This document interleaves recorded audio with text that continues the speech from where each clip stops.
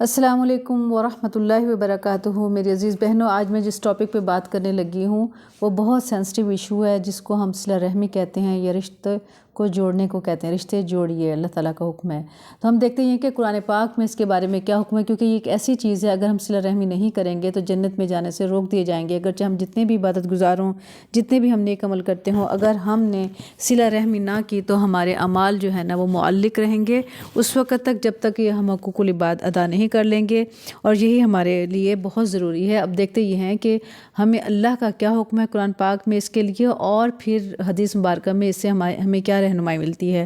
کہ ہم نے رشتوں کو کس طرح سے ادا کرنا ہے، ان کا حق کیسے ادا کرنا ہے۔ صلہ رحمی کا مطلب یہ ہوتا ہے کہ رشتوں کا حق ادا کرنا، اور یہ جو رشتے ہوتے ہیں یہ سب سے پہلے اپنے بچوں کے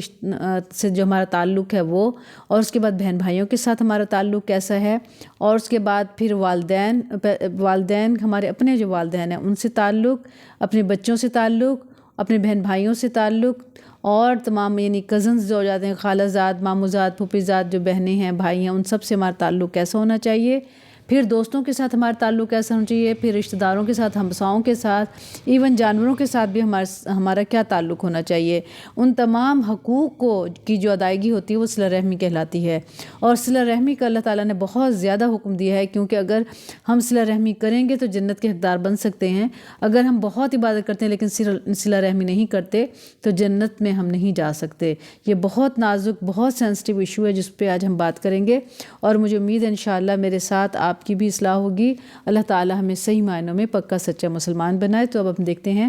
کہ اللہ تعالیٰ سورۃ نساء آیت نمبر 1 میں فرماتے ہیں، بسم اللہ الرحمن الرحیم، واتقوا اللہ الذی تساءلون بہ والارحام، اور اللہ سے ڈرو جس کا نام لے کر تم ایک دوسرے سے اپنے حق مانگتے ہو اور رشتوں کا لحاظ رکھو۔ تو یہاں پہ رشتوں کا لحاظ رکھنے کا حکم دیا گیا ہے۔ اسی طرح سے اللہ تعالیٰ فرماتے ہیں سورۃ رعد آیت نمبر 21 میں، والذین یصلون ما امر اللہ بہ ان یوصل، اور اللہ نے جن روابط کو جوڑنے کا حکم دیا ہے وہ انہیں جوڑتے ہیں۔ کون لوگ؟ جو اللہ کے پیارے ہوتے ہیں، جن کو اللہ تعالیٰ پسند کرتا ہے، یہ ان کے بارے میں اللہ تعالیٰ فرما رہے ہیں۔ اور اسی طرح سے اللہ تعالیٰ نے سورۃ روم آیت نمبر 38 میں فرمایا ہے، فَأْتِ ذِي الْقُرْبَى حَقَّهُ وَالْمِسْكِينَ وَابْنَ السَّبِيلِ ذَلِكَ خَيْرٌ لِلَّذِي يُرِيدُونَ وَجْهَ اللَّهِ وَأُولَئِكَ هُمُ الْمُفْلِحُونَ، پس رشتہ دار، مسکین اور مسافر کو ان کا حق دو، یہ بہتر ہے ان لوگوں کے لیے جو اللہ کی رضا چاہتے ہیں، اور یہی لوگ کامیاب ہیں۔ یعنی اللہ تعالیٰ نے اس کو کامیابی کی کنجی کہا ہے۔ اب دیکھتے ہیں کہ نبی صلی اللہ علیہ وسلم نے کیا فرمایا ہے۔ حدیث نمبر 1 میں یہ حدیث مبارکہ سناؤں گی، اور اس پر ہم پھر انشاءاللہ عمل کرنے کی کوشش کریں گے، اور پھر آخر میں تھوڑی سی اس کی وضاحت بھی کریں گے۔ نبی صلی اللہ علیہ وسلم نے مدینہ آ کر جو ابتدائی تعلیمات دیں، ان کے بارے میں سیدنا عبداللہ بن سلائم رضی اللہ تعالیٰ عنہ کہتے ہیں کہ پہلی بات جو نبی صلی اللہ علیہ وسلم نے کی وہ یہ تھی کہ اے لوگو، سلام کو خوب رواج دو، کھانا کھلاؤ، اور رشتوں کو جوڑو، اور راتوں کو نماز پڑھو جب کہ لوگ سو رہے ہوں، تم سلامتی کے ساتھ جنت میں داخل ہو جاؤ گے۔ سنن ابی ماجہ حدیث نمبر 3251۔ حدیث نمبر 2، نبی کریم صلی اللہ علیہ وسلم نے ارشاد فرمایا، وہ شخص صلہ رحمی کرنے والا، رشتوں کو جوڑنے والا نہیں ہے جو احسان کے بدلے میں احسان کرتا ہے، بلکہ اصل صلہ رحمی کرنے والا وہ ہے جو جب اس سے قطع رحمی کی جائے تو صلہ رحمی کرے۔ صحیح بخاری حدیث نمبر 5991۔ یعنی یہ دیکھیں، اس حدیث مبارکہ کا جو مفہوم ہمیں جو سمجھ آتا ہے وہ یہ ہے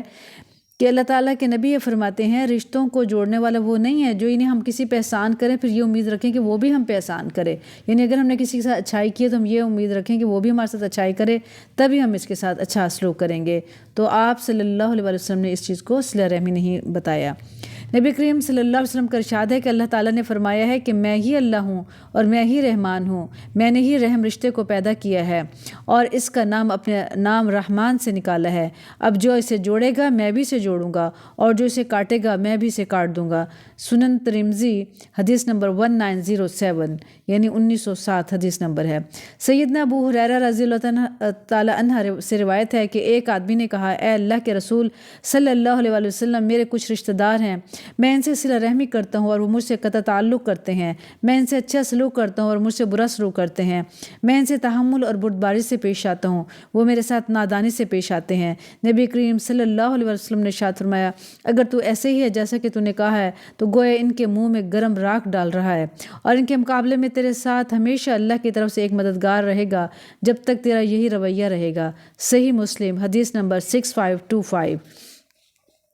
سیدنا ابو ایوب انصاری رضی اللہ تعالیٰ عنہ سے روایت ہے کہ ایک شخص نبی کریم صلی اللہ علیہ وسلم کے پاس آیا اور کہا کہ اے اللہ کے رسول صلی اللہ علیہ وآلہ وسلم، مجھے ایسا عمل بتائیے جو جنت میں داخل اور جہنم سے دور کر دے۔ نبی کریم صلی اللہ علیہ وسلم نے ارشاد فرمایا، تم اللہ کی عبادت کرو اور اس کے ساتھ کسی کو شریک نہ ٹھہراؤ، نماز قائم کرو، زکوٰۃ دو اور صلہ رحمی کرو۔ مسلم صحیح مسلم حدیث نمبر 106۔ نبی کریم صلی اللہ علیہ وآلہ وسلم نے ارشاد فرمایا، ہر سوموار اور جمعرات کو بارگاہ الہی میں اعمال پیش کیے جاتے ہیں، بس اللہ تعالیٰ اس دن ہر اس شخص کے صغیرہ گناہ معاف کر دیتا ہے جو اللہ کے ساتھ کسی کو شریک نہ ٹھہراتا ہو، سوائے اس شخص کے جس کے اپنے بھائی کے ساتھ دشمنی اور کینہ ہو، تو کہا جاتا ہے ان دونوں کو چھوڑ دو یہاں تک کہ یہ دونوں صلح کر لیں، ان دونوں کو چھوڑ دو یہاں تک کہ یہ دونوں صلح کر لیں۔ صحیح مسلم حدیث نمبر 6546۔ نبی کریم صلی اللہ علیہ وسلم نے فرمایا، جو شخص اللہ اور یوم آخرت پر ایمان رکھتا ہے اسے چاہیے کہ مہمان کی عزت کرے، جو شخص اللہ اور یوم آخرت پر ایمان رکھتا ہے اسے چاہیے کہ وہ صلہ رحمی کرے، اور جو شخص اللہ اور یوم آخرت پر ایمان رکھتا ہے اسے چاہیے کہ بھلائی کی بات کرے یا پھر خاموش رہے۔ صحیح بخاری حدیث نمبر 6138۔ نبی کریم صلی اللہ علیہ وسلم نے ارشاد فرمایا، کسی مسلمان کے لیے جائز نہیں کہ وہ اپنے مسلمان بھائی سے 3 دن سے زیادہ تعلق منقطع رکھے، دونوں کا آمنا سامنا ہو تو یہ اس سے اور وہ اس سے منہ پھیر لے، اور ان دونوں میں بہتر وہ ہے جو سلام میں پہل کرے۔ صحیح بخاری حدیث نمبر 6237۔ حضور صلی اللہ علیہ وآلہ وسلم نے فرمایا، زیادتی اور قطع رحمی سے بڑھ کر کوئی گناہ ایسا نہیں جس کی سزا اللہ تعالیٰ دنیا میں بھی جلد دے دیتا ہے، جبکہ اس کے ساتھ اس کے لیے آخرت کا عذاب بھی سنبھال رکھتا ہے۔ سنن ابن ماجہ حدیث نمبر 4211۔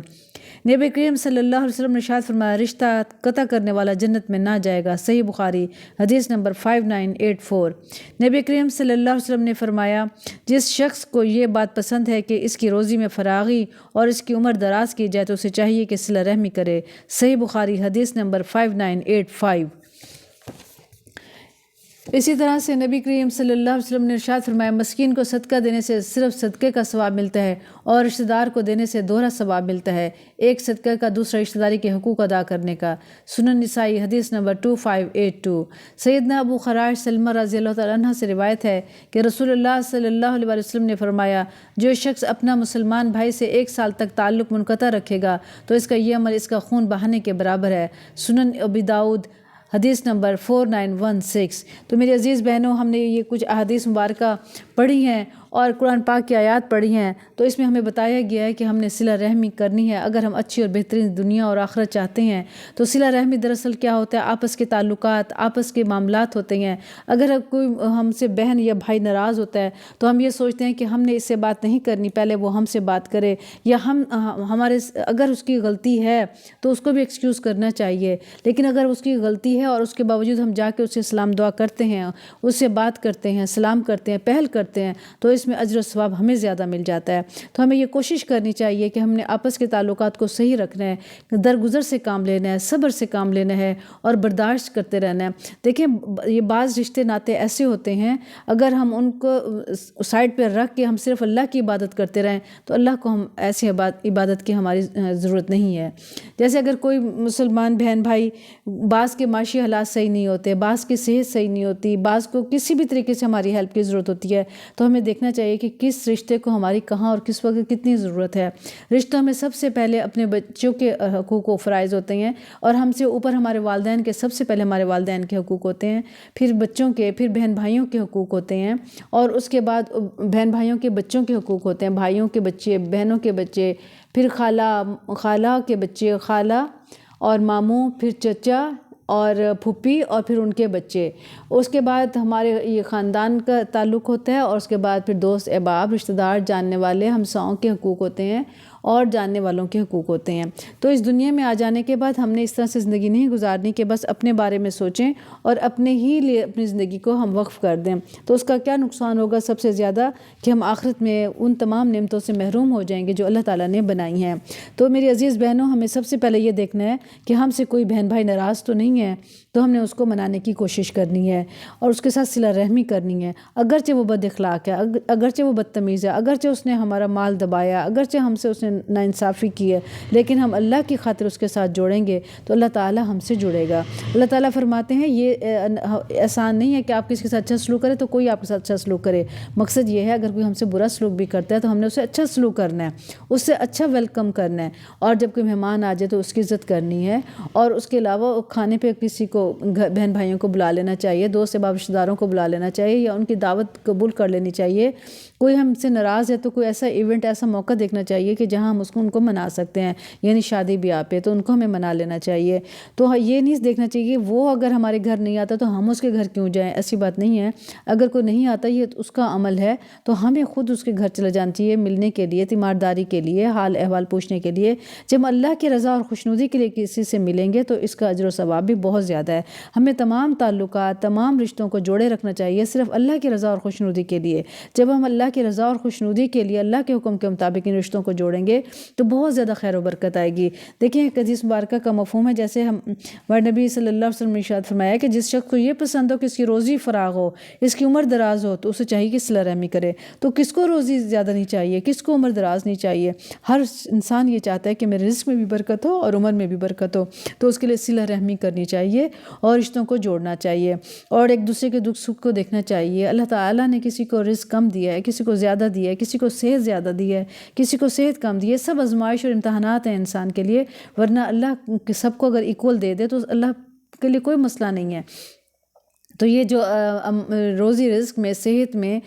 نعمتوں میں جو کمی پیشی ہو جاتی ہے، سب آزمائش اور امتحانات ہیں ہم سب کے لیے۔ تو دیکھنا یہ ہے کہ اگر کسی کے پاس کسی چیز کی کمی ہے اور ہمارے پاس وہ چیز زیادہ ہے، وہ علم ہے، وہ صحت ہے، وہ نعمتیں ہیں، تو جس کے پاس کم ہے ہمیں وہ نعمتیں ان کو دینی چاہیے خالصتاً اللہ کی رضا اور خوشنودی کے لیے، اور یہی صلہ رحمی کہلاتی ہے۔ اب ان کو کسی رشتوں کو جوڑنے کے لیے ایک سمائل پاس کر دینا بھی بہت بڑی نیکی ہے۔ تو ہم نے یہ دیکھنا یہ ہے کہ ہمارے کس رشتے کو، کس بہن بھائی کو، کس دوست احباب کو، کس جاننے والے کو ہمارے کس ہیلپ کی ضرورت ہے، تو ہمیں ان کے ساتھ صلہ رحمی کرنی چاہیے، اس نے سلوک کرنا چاہیے، اچھے اخلاق سے پیش آنا چاہیے اور دلوں میں کینہ نہیں رکھنا چاہیے، کیونکہ ہم نے اوپر ایک حدیث مبارکہ میں پڑھا ہے کہ جو کینہ والے لوگ ہوتے ہیں، جو دلوں میں بغض رکھتے ہیں اور وہ بات یاد رکھتے ہیں کہ اس نے میرے ساتھ یہ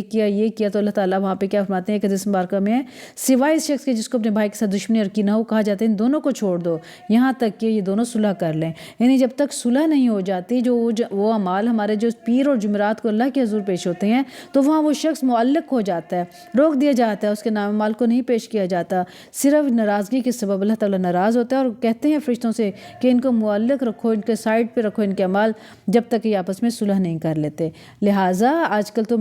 سوشل میڈیا ہے، ہم ایک دوسرے کے ساتھ سلام دعا اگر گھروں میں نہیں جا سکتے تو ہمیں فون پہ ایک دوسرے سے سلام دعا کر لینی چاہیے، اور یہ بھی اس میں آ جائے گا، صلہ رحمی میں آ جائے گا۔ یہ نہیں ہم کہہ سکتے ہمارے پاس ٹائم نہیں، اتنی دور ہم کیسے جائیں، یا فلاں کے گھر ہم ابھی ٹائم نہیں، ہم کیسے جائیں۔ تو فون کرنے میں، کال کرنے میں، خیریت معلوم کرنے میں کوئی ٹائم نہیں لگتا، تو ہمیں اپنا ٹائم نکال کے یہ سوچنا چاہیے کس رشتہ دار سے، بہن بھائی سے، دوست احباب سے ملے ہوئے، بات کیے ہوئے کتنا عرصہ ہو گیا ہے، تو اس کی خیریت معلوم کر لینا، یہ صلہ رحمی میں آ جاتا ہے۔ اور اللہ تعالیٰ نہیں پسند کرتا کہ 3 دن سے زیادہ کوئی بھی مسلمان ایک دوسرے سے ناراض ہو۔ اور ایک حدیث مبارکہ میں بتایا گیا کہ نبی کریم صلی اللہ علیہ وسلم نے ارشاد فرمایا کہ کسی مسلمان کے جائز نہیں کہ اپنے مسلمان بھائی سے 3 دن سے زیادہ تعلق منقطع رکھے، یعنی 3 دن سے زیادہ ہم کسی سے بھی تعلق کو ختم نہیں کر سکتے۔ مراد یہ ہے کہ جو آپس میں ملتے ہیں اور 3 دن گزر جائیں، جو بہت شہر سے دوسرے شہر میں رہتا ہو تو اس کو ہم سلام دعا کر کے ہمیں اندازہ ہو کہ فلاں بہن بھائی ہم سے ناراض ہے، دوست احباب ناراض ہے، تو اس کو فون کے ذریعے سلام دعا کر لیں۔ تو کوشش کریں کہ سلام دعا رکھیں لازمی۔ اگر زیادہ تعلقات ہم نہیں نبھا سکتے سکتے ایک دوسرے کے ساتھ تو ہم سلام دعا تو رکھ سکتے ہیں، تو کم از کم ہم صلہ رحمی کے زمرے میں آ جائے گا کہ ہم اپنے صلہ رحمی کر رہے ہیں، اپنے حقوق ادا کر رہے ہیں، اچھے طریقے سے ایک دوسرے کے ساتھ اچھے طریقے سے ہم رہ رہے ہیں۔ تو اللہ تعالیٰ سے دعا ہے اللہ تعالیٰ ان تمام احادیث مبارکہ پہ ہمیں عمل کرنے کی توفیق و سعادت نصیب فرمائے، پکا سچا مسلمان بنائے، پڑھنے پڑھانے سیکھنے سکھانے میں اگر کوئی غلطی ہوگی تو اللہ تعالیٰ ہم سے درگزر فرمائے اور ہمیں معاف کرے، اور ہمارے دلوں سے کینہ کو، دشمنیوں کو، ناچاکیوں کو نکال کے دلوں میں محبتوں سے اللہ تعالیٰ بھر دے، اور رشتوں کو جوڑنے کی کوشش کریں۔ میری عزیز بہنوں، یہ ہم عورتوں میں یہ بہت زیادہ پائی جاتی ہے بات کہ ہم بات کو گانٹھ دے لیتے ہیں، دلوں میں رکھ لیتے ہیں، بغض رکھتے ہیں، کینہ رکھتے ہیں۔ دیکھ لیجئے اس سے پھر آخرت کا کس قدر زیادہ نقصان ہوتا ہے، اور انسان کے نہ دنیا صحیح رہتی ہے نہ آخرت صحیح رہتی ہے۔ یہاں تک کہ بعض حدیث مبارکہ کا مفہوم ہے اگر ایک سینگ والی بکری بغیر سینگ والی کو مارے گی تو وہ بھی قیامت کے دن اٹھائی جائے گی اور اس کا بھی حق ادا کیا جائے گا۔ جنت میں جانے سے روک دینے والا عمل یہ ہے کہ ہم قطع تعلق کریں، رشتوں کو توڑ دیں، رشتوں کو نہ سمجھیں۔ تو اگر جنت میں جانا ہے، اگر اللہ کے ہاں اعلیٰ مقام پانا ہے تو ہمیں صلہ رحمی کرنی پڑے گی، یہ ہمارے حق میں بہتر ہے اور ہمارے لیے ہی ضروری ہے یہ۔ تو آج سے کوشش کریں، کوئی رشتہ، کوئی تعلق اگر ہم سے ناراض ہے، کہیں حقوق کی ادائیگی میں کمی پیشی ہوئی ہے تو کرے کہ ہم اس کو ادا کر دیں۔ اللہ تعالیٰ ہمیں پکا سچے مسلمان بنائے اور علم کے مطابق عمل کرنے کی توفیق و سعادت نصیب فرمائے، آمین یا رب العالمین۔ السلام علیکم ورحمۃ اللہ وبرکاتہ، وآخر دعوانا ان الحمد للہ رب العالمین۔ سبحان ربک رب العزت عما یصفون وسلام علی المرسلین والحمد للہ رب العالمین۔ السلام علیکم ورحمۃ اللہ وبرکاتہ۔ مزید یہ نوٹ کر لیں تمام سسرالی رشتے بھی اسی میں آ جاتے ہیں، جس میں ساس، سسر، نندیں، دیور، جیٹھ سبھی آ جاتے ہیں۔